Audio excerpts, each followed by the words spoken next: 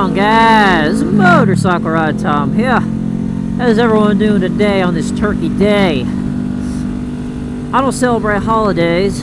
I find them to be completely pointless and a giant waste of money, and I'm just not close with any of my family members, but that's a topic for another day. But for today's video, I had a guy at work ask me, he goes, "Riding Time, how do you store your motorcycle?"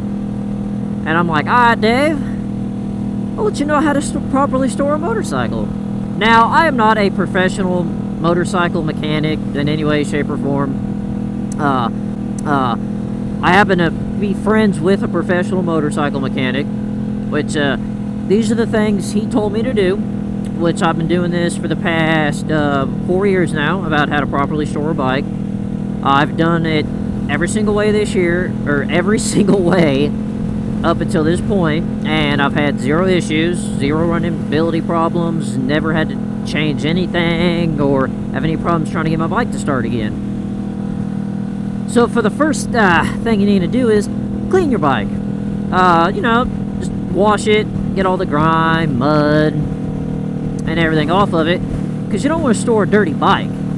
You know, it can mess up your paint, depending on what kind of material is actually on your bike for a long period of time. Hey, there's another motorcyclist up there. It could just ruin your paint.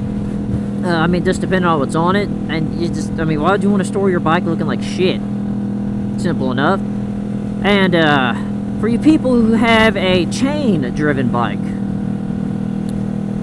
you need to do a nice, good, lube it, clean it very well, because when your bike sits for a few months, you know, moisture can get built up, and whatever is left on your chain from you not cleaning it from riding it could cause your chain to rust.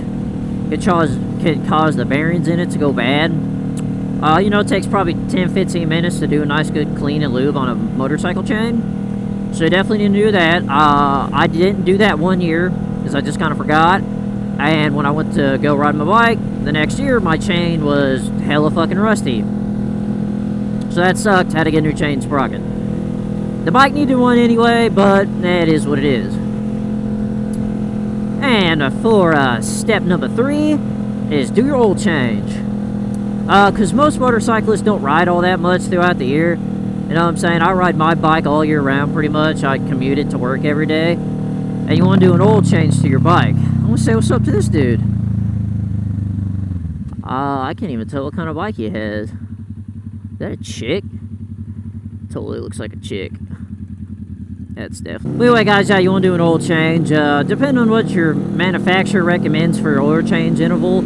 I know most people don't ride their bike. I think on average it's probably like you want to do it every 3,000 to 4,000 miles. I'm just kind of guessing. But you want to do the oil change before you store it, get all that nasty buildup, grime shit out of your oil. Then when you're ready to ride at the beginning of the year, all you do is start your bike up, good to go. Ain't nothing to worry about. Then you want to put some Sta-Bil in your gas tank.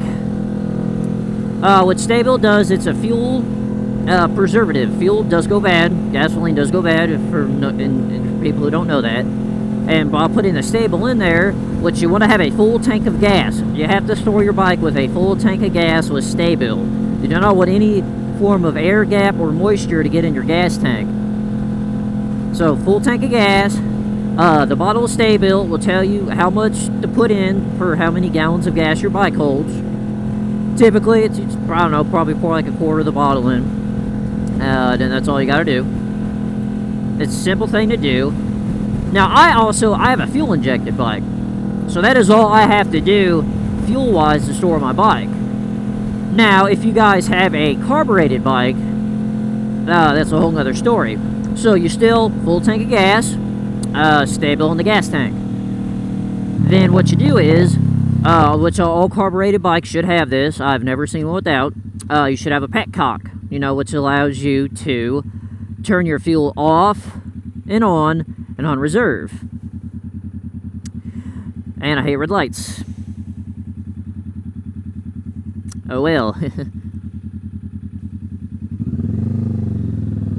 Anyway, so you want to turn your petcock completely off, which is not allowing any fuel to go to your carburetors.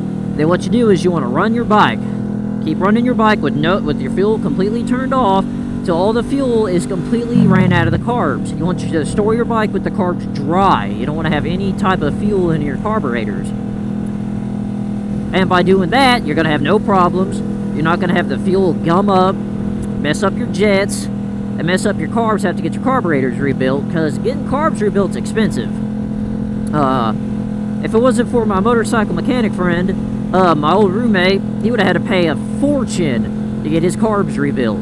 That and getting them synced, and I don't know, carburetors are annoying. Get a fuel injected bike. But that's what you do with that. Then the last thing you got to do is get a battery tender. Well, I guess second to last thing anyway. Get your battery tender. Now, if you don't know what a battery tender is, what you do is it connects to your battery. Rather, you can make it on there permanent, which is how mine is, or you just clamp the positive end and the negative end on, and it goes into a charger that plugs into the wall. Now, what the battery tender does is it keeps your battery at a 100% full charge without you ever having to ride it. Now, by doing that, it keeps your battery at max potential. It's not going to go dead. It's not going to drain it. And you're 9 out of 10 times more likely, oh, whoa, that was a close one, to have a good battery. Like the battery on this bike's the battery I got when I bought the bike. I've never had to replace a battery on a bike because I keep it on the battery tender, which it just makes your battery last longer. It's less money you have to put into your bike, and just less shit you got to worry about, because then on that nice 60-degree random weather day, if you people live in a place where it snows and gets cold and shit, you unplug the battery tender, pop the key, and you good to go. Like, no worries. Like, I've done that every single year ever since he's, told me what to do, and my bike fires up on the first try every single time. So then after doing all that, the very last step to do, it is stupid simple.